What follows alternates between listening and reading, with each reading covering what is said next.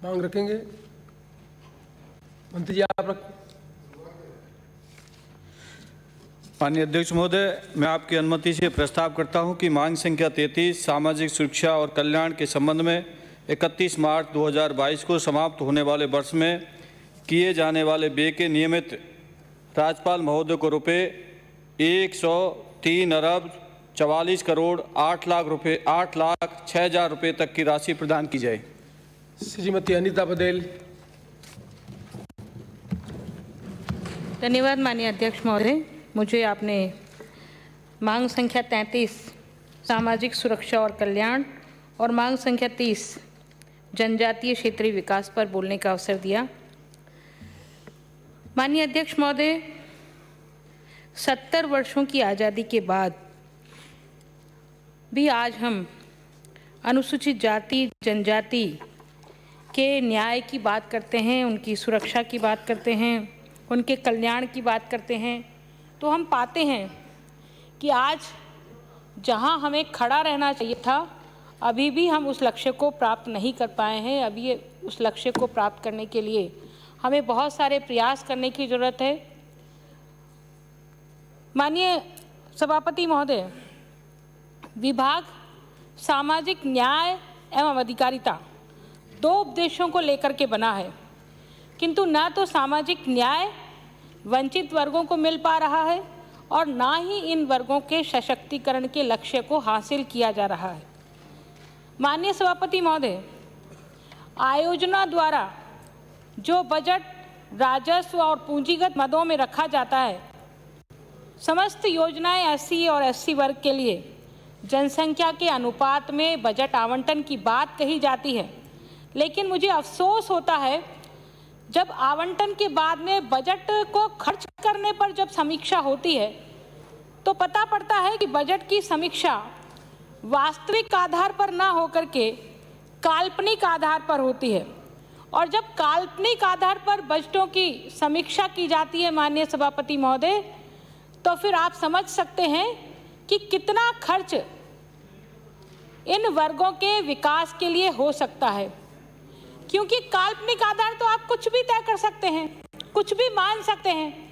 ऐसे में वास्तविक खर्च कितना हो रहा है ये सरकारों को पता नहीं पड़ता और इसलिए उस लक्ष्य की प्राप्ति नहीं होती जिस लक्ष्य को हमें प्राप्त करना होता है।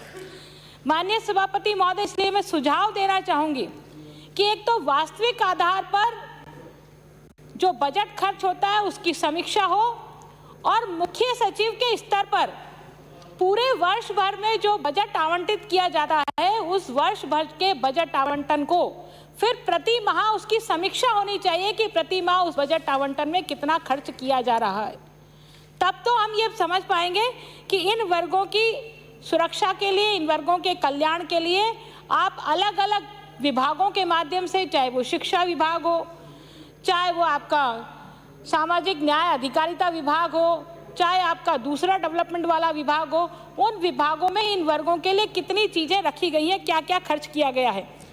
माननीय सभापति महोदय, सामाजिक अन्याय और शोषण से मुक्ति विभाग का पहला काम है, किंतु मैंने देखा है उत्पीड़न और अत्याचार की घटनाएं बढ़ती जा रही हैं। अत्याचारियों और अपराधियों के हौसले बुलंद होते जा रहे हैं। अनुसूचित जाति, अनुसूचित जनजाति अत्याचार उत्पीड़न निवारण अधिनियमों के प्रावधानों के तहत जिला स्तरीय समीक्षा समितियों में ना तो माननीय सभापति महोदय जिला कलेक्टर को इंटरेस्ट दिखाते हैं और ना एसपी महोदय इंटरेस्ट दिखाते हैं, और उस वजह से उनकी दिलचस्पी इन विषयों में नहीं होने के कारण से उन अपराधियों को ना तो सजा मिलती है और ना पीड़िताओं को न्याय मिलता है। इसलिए आपसे निवेदन करना चाहती हूँ कि जिला स्तरीय जो समीक्षा समितियां बनी हुई हैं, जो कलेक्टर की अध्यक्षता में जो समीक्षा समितियां बनी हुई हैं, उन समीक्षा समितियों की नियमित रूप से मॉनिटरिंग के लिए राज्य स्तर पर, प्रदेश स्तर पर कोई अधिकारी नियुक्त होना चाहिए। हमारे प्रभारी सचिव भी लगे हुए हैं, लेकिन प्रभारी सचिवों के पास इतना समय नहीं होता कि वो एक एक बात की वहाँ समीक्षा कर सके। इसलिए इस बिंदु को विशेष रूप से सरकार देखे और इसको देखते हुए विशेष व्यवस्था की जानी चाहिए। सरकार की ओर से निर्देश होने चाहिए कि वो इन बिंदुओं पर भी जाकर के चर्चा करें, तब जाकर के नीचे इंटरेस्ट जागेगा, नहीं तो ऐसे ही वर्षों से जो व्यवस्थाएं चली आ रही हैं वो होती रहेंगी। माननीय सभापति महोदय, न्याय को सुलभ कराने के लिए आप ये देखिए, सामाजिक रूप से पिछड़े लोगों को, अनुसूचित जाति जनजाति के लोगों को माननीय अंबेडकर जी ने रिजर्वेशन का प्रावधान रखा। और इसलिए रिजर्वेशन का प्रावधान रखा क्योंकि उस समय की परिस्थितियां बहुत विपरीत थी। प्रतिकूल परिस्थितियों में ये वर्ग कैसे आगे आए, हिंदू समाज कैसे संगठित हो, और ये जो हिंदू समाज में बंटवारा हो रखा है ना, वो बंटवारा खत्म हो, उस नाते से उन्होंने रिजर्वेशन की व्यवस्था करी। परंतु ये रिजर्वेशन की व्यवस्था आज की परिस्थितियों में किस रूप में लागू हो रही है? आप देखिए, आज की परिस्थितियों में ना तो रिजर्वेशन के उस अनुपात में उन सीटों को रिजर्व किया जा रहा है, और ना ही पदोन्नति में आरक्षण जो पहले से प्रावधान है उनको दिया जा रहा है। इसलिए माननीय मंत्री महोदय का ध्यान आकर्षित करूंगी कि शैक्षणिक संस्थाओं में और बाकी की जितनी संस्थाएं हैं उनमें, सरकारी सेवाओं में, शैक्षणिक संस्थानों में ये सुनिश्चित किया जाए कि आरक्षण की व्यवस्था का अक्षरश पालना की जा रही है, संवैधानिक प्रावधानों को अनुसार उनको जो है पद आवंटित किए जा रहे हैं। माननीय सभापति महोदय, मैं एक उदाहरण आपको देना चाहूँगी। जिस अत्याचार की मैंने बात करी है ना, उसके बारे में माननीय मंत्री महोदय का ध्यान आकर्षित करना चाहूँगी। मेरे पास ये FIR की कॉपी है और ये FIR अनुसूचित जाति जनजाति एक्ट में ये FIR दर्ज है। FIR का नंबर है 0154। 13/7/2020 को ये FIR दर्ज करी। मुकेश भाट सन ऑफ तेजाराम भाट, बड़गांव का निवासी, जिसने आदर्श नगर थाने में ये मुकदमा दर्ज कराया। माननीय सभापति महोदय, देखिए ये SC का बंदा है, इसके साथ मारपीट की गई, रिपोर्ट, मेडिकल रिपोर्ट इसके पक्ष में आई है, गवाहों ने गवाही दी है, स्वर्ण समाज के लोगों ने गवाही दी है कि इसके साथ मारपीट हुई, लेकिन आज तक भी उन बंदों की गिरफ्तारी नहीं हुई है। 1/7/2020 से आज 21 चल रहा है और आज तक उनकी गिरफ्तारी नहीं हुई, आज तक उनके खिलाफ चालान पेश नहीं हुआ। तो ये SC ST के एक्ट के तहत जो मुकदमे दर्ज होते हैं उनकी समीक्षा कौन कर रहा है, कौन उनको देख रहा है? तो ऐसे में अनुसूचित जाति के व्यक्ति को न्याय कैसे मिलेगा? ये संभव है क्या? आप जाति सूचक शब्दों से आज भी विकासशील राजस्थान में, विकासशील देश में आज भी आप जो है ये बात कह रहे हो, नहीं छुआछूत खत्म हो गया, नहीं ये सारी चीजें खत्म हो गई, पर गांव की स्थिति देखो माननीय सभापति महोदय, गांव में तो आज भी यही स्थिति है। और ये मेरे शहर के बिल्कुल अड़ते हुए बड़गांव की बात मैं बता रही हूँ, मैंने FIR नंबर आपको नोट कराया है। इसलिए माननीय सभापति महोदय निवेदन करती हूँ कि जब तक शिक्षा का प्रचार प्रसार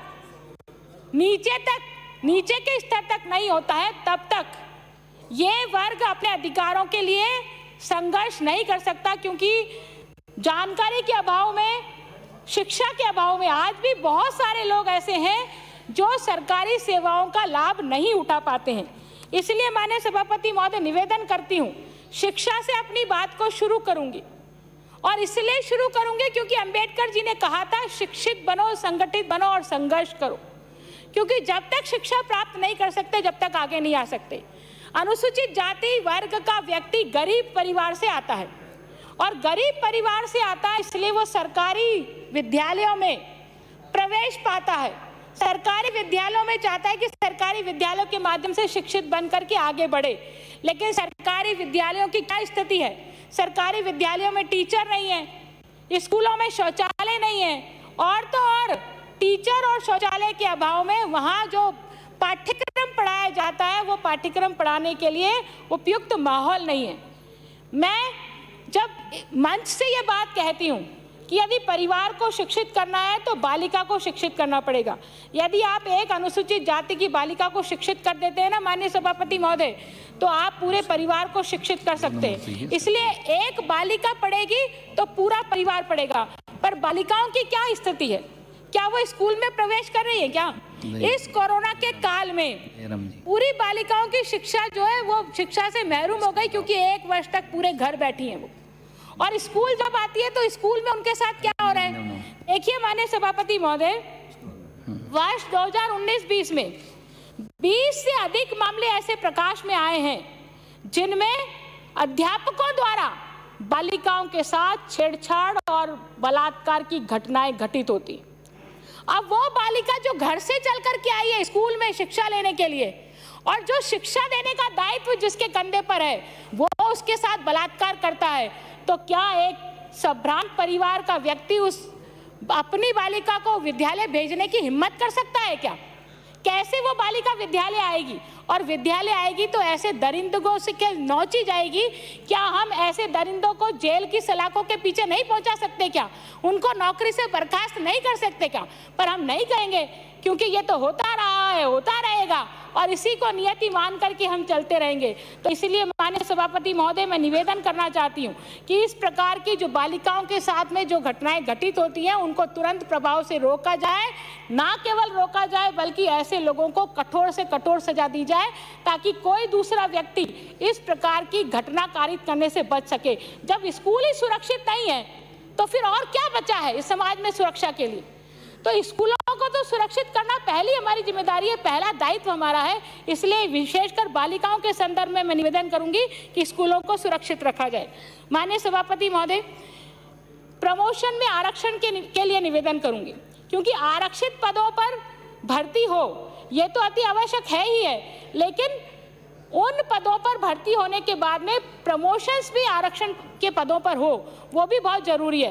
क्योंकि उससे भी विभाग में जो अधिकारी काम करते हैं ना, वो कई बार अच्छी योग्यता रखने के बावजूद भी वो उनको कुंठित होना पड़ता है और वो ठीक प्रकार से अपनी सेवाएं नहीं दे पाते हैं। इसलिए प्रत्येक विभाग में रोस्टर रजिस्टर संधारण का प्रावधान होना चाहिए, क्योंकि अधिकांश विभागों में ये रजिस्टर ढंग से संधारित नहीं हो रहा है। और इसके साथ ही निवेदन करती हूँ कि यदि संधारण हो रहा है तो उसको अपडेट करके उसको सार्वजनिक किया जाना चाहिए, ताकि सार्वजनिक होने से विभागीय वेबसाइट पर जो पदवार संवर्गवार जो खाली पद है वो प्रदर्शित हो सकते हैं, ताकि वंचित वर्गों को अपने हक के प्रति जागरूकता बढ़ेगी। और ना केवल बढ़ेगी, बल्कि अनावश्यक जो भ्रम उनके मन में होता है ना सरकारों के प्रति, मंत्रियों के प्रति, वो भ्रम भी उनका टूटेगा और उनको क्लियर चीजें पता होंगी कि हमें इतने पद हमारे हक के हैं और उतने पदों पर हमें इतने पदों पर भर्ती होनी चाहिए। माननीय सभापति महोदय, बहुत सारी चीजें, बहुत समय से सरकारें इस वर्ग के सामाजिक उत्थान की बातें करती हैं, बहुत सारी योजनाएं भी लेके आती हैं, पर आप देखिए जब अनुसूचित जाति जनजाति का जो प्रतिशत है, हमारे राजस्थान में 16% है, कभी अभी शायद जनगणना होगी तो 17 या 18% हो जाएगा। माननीय मंत्री महोदय, इतने प्रतिशत के अनुपात में जितनी योजनाएं हम बनाते हैं, क्या उन योजनाओं में इतना लक्ष्य रखते हैं क्या? नहीं रखते हैं। और उसी का कारण है कि हम लक्ष्य के अभाव में उन सभी वर्गों को लाभ नहीं दिला पाते जिनको लाभ दिलाने की आवश्यकता है। अब मैं एक योजना का जिक्र आपके सामने करूंगी। माननीय मंत्री महोदय, आप मंत्रिमंडल में प्रभावी मंत्री हैं, इसलिए आपको निवेदन करूंगी, आपको संबोधित करके निवेदन करूंगी कि मैं एक एक योजना करके आऊंगी। मैं एक योजना मुख्यमंत्री कन्यादान योजना का जिक्र करना चाहूंगी। माननीय मुख्यमंत्री महोदय ने 2019 में मुख्यमंत्री कन्यादान योजना की घोषणा की। जन घोषणा पत्र के पेज नंबर 33 के बिंदु संख्या 13 में यह कहा गया कि बीपीएल परिवारों की विधवाओं पुत्रियों के पुनर्विवाह हेतु राशि बढ़ाई जाएगी। ठीक बात है, अच्छी बात है, करना चाहिए, लेकिन ये जन घोषणा पत्र में लिखा गया है, पर हमने किया क्या है, इसकी ओर आपका ध्यान आकर्षित करना चाहूंगी और हाथ जोड़ के आपसे निवेदन करूंगी कि इस त्रुटि को ठीक कराइए। माननीय मुख्यमंत्री महोदय को कह के उन्होंने, माननीय सभापति महोदय, क्या किया है, सरकार ने राशि बढ़ाने की बजाय इसको कम किया है। कैसे कम किया वो मैं बताती हूँ। जो बीपीएल परिवारों की विधवा पुत्रियों की बेटी की योजना जो पहले थी ना, उसमें क्या प्रावधान था? उसमें प्रावधान था, पूर्व में जो इस योजना में प्रावधान था कि 10वीं पास होने पर उस बीपीएल परिवार की विधवा की बेटी की शादी पर यदि वो 10वीं पास है वो बेटी, तो उसको 11,000 मिलेंगे। यदि वो बेटी 12वीं पास है तो उसको 21,000 मिलेंगे, और यदि वो बेटी ग्रेजुएट है तो उसे 31,000 मिलेंगे। ये बीपीएल श्रेणी की विधवाओं की बेटियों की शादी का प्रोविजन ये था। लेकिन जन घोषणा पत्र में कहा हम राशि बढ़ाएंगे। अब क्या किया उन्होंने, इस योजना को नामकरण दूसरा करके नया कवरेज दिया है ना, और वो कवरेज दिया मुख्यमंत्री कन्यादान योजना के नाम से। और किया क्या है, इस योजना में 8वीं पास का एक मापदंड निर्धारित किया सिर्फ, कि 18 साल की होनी चाहिए और 8वीं पास होनी चाहिए, और 8वीं पास का मापदंड निर्धारित करते हुए सभी के लिए 21,000 रुपये की सहायता राशि हथलेवा हेतु तय की है। तो अब इससे होगा क्या कि बीपीएल परिवार की विधवाओं की बेटियों के लिए ये लक्ष्य, तो जो ग्रेजुएशन के बाद में 31,000 उसको मिलता, तो वो ग्रेजुएशन काय को करेगी, वो 8वीं पास करके उसको 21,000 मिल रहे, तो वह ठीक है, वेल एंड गुड है। तो जो पढ़ने की इच्छा होती है ना अंदर से, जो एक ललक होती है कि भाई नहीं मुझे पढ़ना है, मुझे 31,000 प्राप्त करने हैं, तो मुझे ग्रेजुएट बनना है, तो वो तो खत्म हो गई इस योजना से आपकी। ये ठीक है कि 8वीं पास को भी अब 21,000 रुपये मिल रहे हैं, पहले 8वीं पास को 21,000 नहीं मिलते थे, पर इससे शिक्षा के प्रति बेटियों में हतोत्साहन होगा, ये हतोत्साहित होंगी। ये हतोत्साह नहीं हो, इसके लिए इस योजना का वापस पुनर्गठन कराइए माननीय मंत्री महोदय, और वापस इसको रीशफलिंग करके कुछ ऐसा प्रावधान किए जिससे इसको शिक्षा से जोड़ सके। माननीय सभापति महोदय, दूसरा निवेदन करती हूं मैं शराब के लिए। हम सब जानते हैं, मुझे ये बोलते हुए कतई दुख नहीं है कि शराब के लिए अनुसूचित जाति जनजाति के लोगों के लिए कहा जाता है कि ये इनके यहाँ शराब का चलन बहुत अधिक है, और जानकारी में भी है, सबको मालूम है। जो स्वर्ण क्लास के लोग कहे जाते हैं उनको लगता है कि इनके यहाँ शराब का चलन नहीं है, लेकिन उनके वहाँ शराब का चलन है। और हम जानते हैं हमारी सांसी बस्ती में, कंजर बस्ती में अवैध शराब बनती भी है, बेची भी जाती है और खुले नाम बिकती है। और वो लोग, माननीय मुख्यमंत्री जी ने नवजीवन योजना प्रारंभ की, मुझे मालूम है 2008 का जब उनका कार्यकाल था माननीय सभापति महोदय, तो ये नवजीवन योजना वही लेके आए थे, ये बात सही है। और अब की बार उन्होंने नवजीवन योजना को नए कवर दे करके उन्होंने वापस इसको लागू किया है। पर ये नवजीवन योजना तो उनकी भलाई के लिए है, पर यदि हम पूरी तरह से उनकी भलाई चाहते हैं तो क्या हम इस प्रदेश में शराबबंदी नहीं कर सकते क्या? मैं सही बता रही हूँ आपको, यदि हम इस प्रदेश में शराबबंदी कर देते हैं ना, तो अनुसूचित जाति जनजाति के लोगों पर जितना हम वेल विशर के लिए पैसा खर्च करते हैं, उनके कल्याण के लिए जितना पैसा खर्च करते हैं ना, वो कल्याण उनका माननीय सभापति महोदय ऑटोमेटिक आधी समस्या तो वैसे ही दूर हो जाएंगी। क्योंकि मजदूरी पे जाने वाला अनुसूचित जाति जनजाति का व्यक्ति, कोई मिस्त्री है, कोई बेलदार है, वो सारा दिन भर तो कमाता है और शाम को ठेके पे जाकर के आधी से ज्यादा कमाई वो ठेके पे दे देता है, शराब पी लेता है। वो महिला, जो परिवार की महिला है ना, वो इतना परेशान होती है, वो कुछ कह भी नहीं सकती सामाजिक रीति रिवाजों की वजह से, वो अपने पति को कुछ कह नहीं सकती है, और वो खुद परेशान होती है कि बच्चों को कैसे पाले। आधी अधूरी औसत आयु उसकी पूरी नहीं हो पाती, और वो शराब के कारण से उसका लीवर खराब है, उसकी किडनियां खराब हो गई, फिर उसका इलाज कराती फिरती है। तो ये शराब को हम बंद कर दें तो सारी समस्या एक बार में खत्म हो जाए। इसलिए मेरा माननीय मंत्री महोदय निवेदन है कि शराब को बढ़ाने की बजाय आप जो शराब नीति लेकर के आए ना रेवेन्यू बढ़ाने के लिए, वो उससे गली गली मोहल्ले मोहल्ले में दुकानें खुलेंगी, और मोहल्ले मोहल्ले में दुकानें खुल के शराब लेने वालों की तो पौ बाहर हो जाएगी, उसको घर से बाहर निकलते से शराब की दुकान मिलेगी और वहाँ से खरीद लेगा।